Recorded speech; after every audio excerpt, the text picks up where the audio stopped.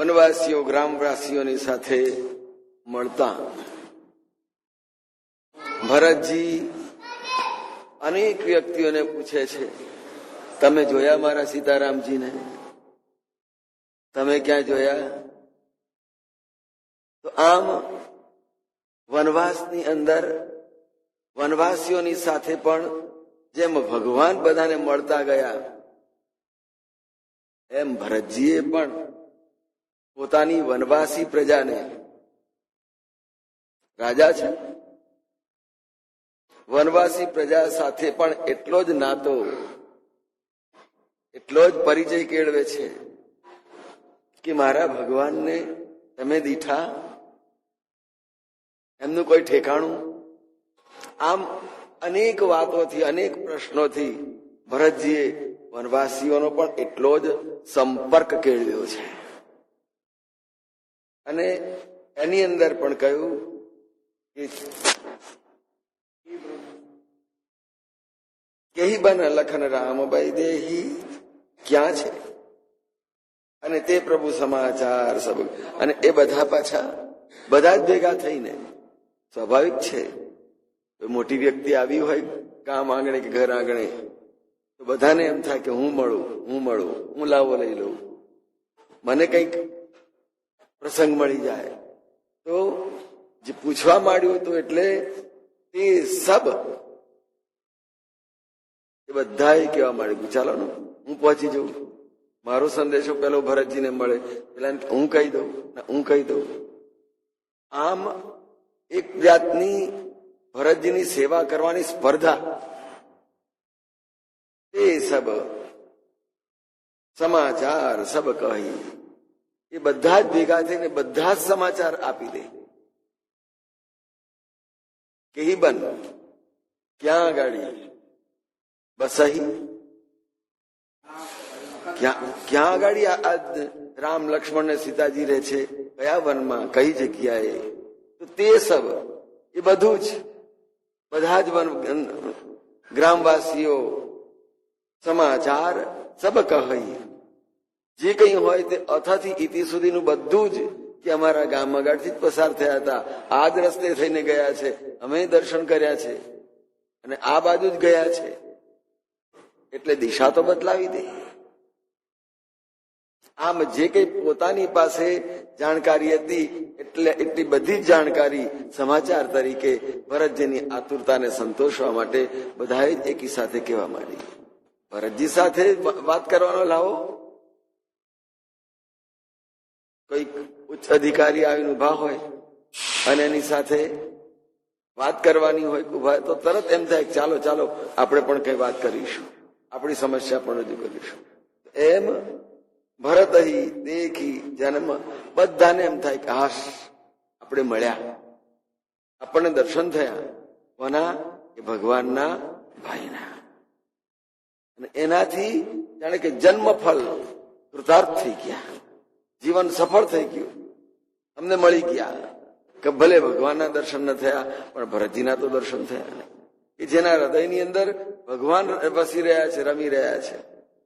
એ ભરતજી છે કે ચાલો ભગવાન નહીં તો ભક્તના તો દર્શન કરી લઈએ તો કૃતાર્થ થઈએ.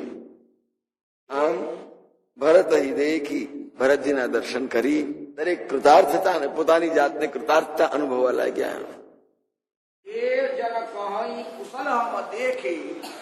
અને જેણે કહ્યું કે હા અમે જોયા, કેવા કુશલ જોયા, એટલે ભરતજીને હાશ હાશ થાય. કુશળ તો છે ને, વનવાસની અંદર આટલો બધો વરસાદ પડ્યો હોય ને, કોઈ જગ્યાએ રહેતા બીમાર તો કઈ બીમારી તો નથી આવી ગઈ ને, પણ કે એમ કુશલ અમે દેખે, બધી જ રીતે સ્વસ્થ અમે એમને નિહાળે, એમના દર્શન કર્યા છે. અને આવા સમાચાર જે કોઈ વ્યક્તિ આપે ને તે શ્રી રામ લખન છે. ઓહો, તમે તો મારા રામ સમાન છો, લક્ષ્મણજી અને મારા સીતાજીના બરાબર તમે સમાચાર આપ્યા, બહુ સરસ. એટલો બધો આનંદ થાય. કોઈક માણસને શોધવા નીકળ્યા હોઈએ અને કંઈક મળી ગયો છે, આ જગ્યા ઉપર છે, તો સમાચાર આપનારને માટે કેટલો અહોભાવ જાગ્રત. બહુ સારું થયું ભાઈ, અમે થાક્યા હતા, અમે ક્યારને શું. તો એમ ભરતજીને પણ જેને સમાચાર આપ્યા કે જેને કે અમે કુશલ દર્શન કર્યા છે પ્રભુના, તો એને પોતાના સીતારામજીને સદ્રશ માને. કેમ? એ પણ આનંદથી વ્યક્ત કરતો હોય.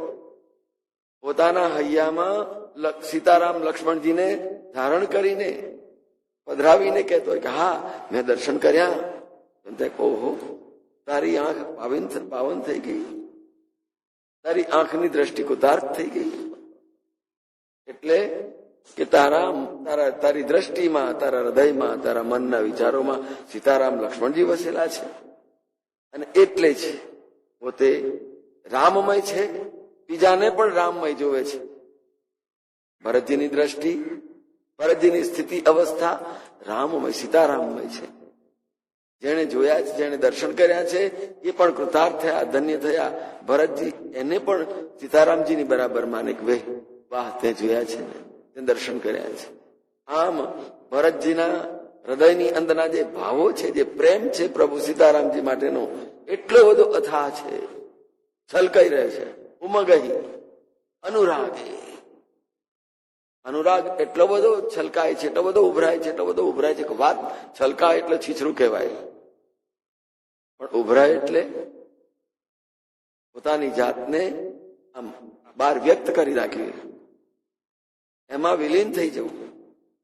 એટલે અહીંયા આગળ પણ ભરતજીને એવા સરસ ભાવો વ્યક્ત કર્યા છે ભરતજીએ, હું ભગવાનમય બની ગયા છે. તે પ્રિય રામ લખન સમજ. એને એની ગણતરી માત્ર દર્શન કરનારની ગણતરી ક્યાં? વટે માર્ગુ તરીકે, ગ્રામજન તરીકે, રસ્તામાં ઉભા રહેલા તરીકે, બધાને જોવાની રાહ જો ઉભા છે એના માટે? ના, એ રીતે નથી જોયા. કે રામ સીતારામ લખન સમલેખે, તમે તો મારા સીતારામજી મારા ભાઈ લક્ષ્મણ સમાન છો.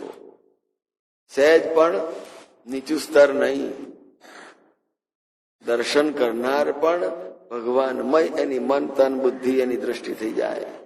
એટલે ભગવાનની સાથે બરોબર મૂકી દીધા. સત્સંગ છે ને, સત્સંગ સમાન બનાવી દે.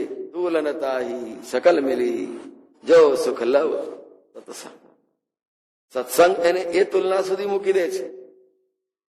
આવડો મોટો ભગવાન તુલસીના પાંદડે તોલાઈ ગયો. તુલસીને એટલે બોડાણાની શ્રદ્ધાને, બોડાણાની ભક્તિને ભગવાને પોતાના વજન બરાબર તોલીને સમાન કરી દીધું. માત્ર ત્યાં તુલસીનું પાંદડું નથી. અહીંયા જે ગ્રામવાસીઓ છે માર્ગમાં ઉભેલા દર્શન કરવા, એમને પણ ભગવાનના દર્શન કર્યા પછી એમ થાય ના ના, તમારા હૃદયમાં સીતારામજી વસેલા છે ને, એટલે સીતારામની બરાબર સ્તર આપી દીધું. રામ સિંહ રામ સમ લખન સમલેખે. તમે જરાય ભગવાનથી ઉતરતા નથી, તમારામાં ભગવાન વસેલા છે. ચૈતન્યમ શિષ્ય મધ્યે ઘટ ઘટ વ્યાપી છો ગુરુ મારા, કઈ દાસ પાસ રાખી તાર. બસ પોતાના સદ્રશ બનાવી દીધા.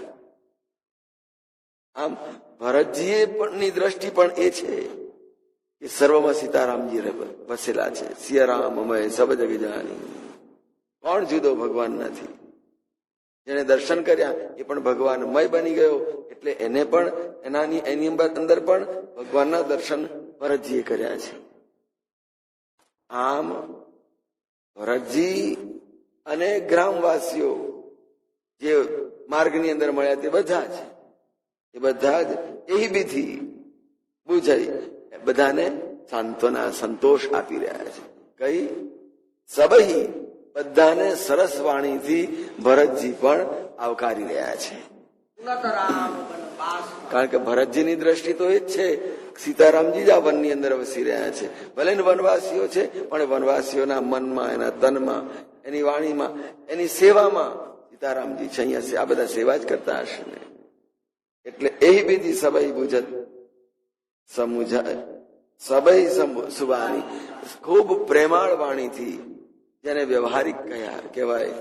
આમ કોઈ નાનો માણસ મળે એટલે એની સાથે આમ બરછટ કે હળવું વર્તન રાખી અને પછી પૂછે એમ નહીં, એને પણ સદભાવપૂર્વક સત્કારીને અને આદર ભરી વ્યવસ્થિત વાણીથી પૂછે, ભાઈ વનવાસી છે એટલે આમાં કઈ નો છું, જોયા છે આપા છે પિલપા, આવી તોછડાઈ નહીં.